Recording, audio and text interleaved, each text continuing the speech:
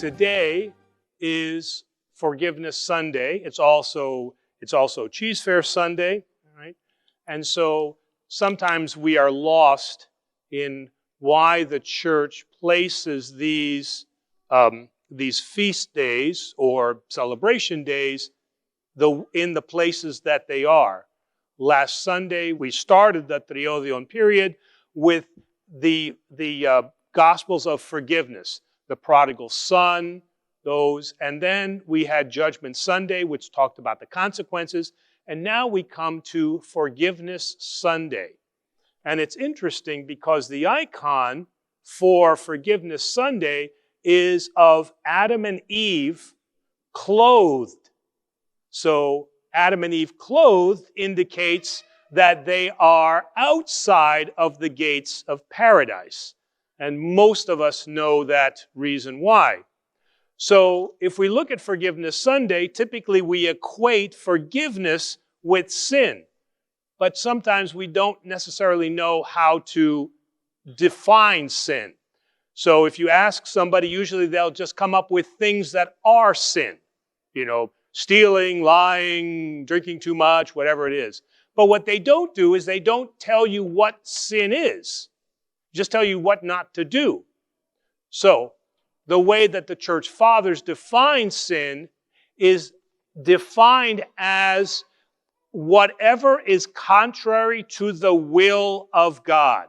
So whatever it is that we do, we place an obstacle to the will of God.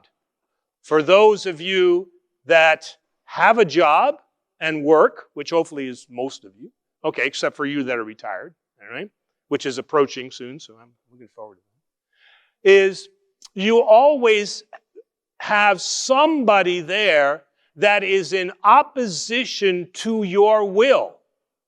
Whether you have a restaurant or you work in a business, or for me, when I was in the Army or when I worked at General Motors, all right, there was always somebody in the office that was the person that you had to figure out how you're going to get around. Because there was a will in that company. There was a will in that restaurant of what we wanted. And there would always be somebody in there that was opposed to that will. Okay? In the kitchen, you'd have a cook that wouldn't cook the meal the way that you know your customers want it. So they was opposing your will. If you were working in an office, there was always somebody that was destroying the copier. All right? Or that when it came time to interact with the customer, you knew that, oh boy, this is not the person I want in front of the customer. So these people were an obstacle to your will. Now, this is the same thing that we do when we sin.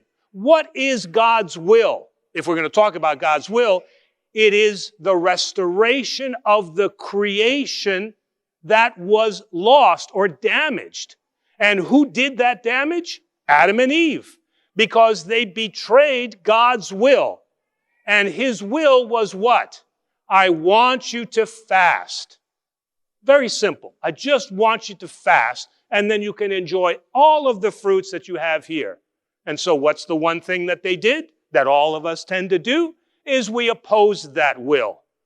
And the consequence for that was not just upon Adam and Eve, but it was upon the entire creation, because all of creation at that moment began to experience death. Everything around us now is tainted by sin, and this is what we have carried on. Not this idea of original sin, of inheritance. No, we have doomed creation. And so now what Christ comes and does is he teaches us that forgiveness is not just about for somebody to come up to you and say, well, you know, I forgive you for what you did, and then we move on from there.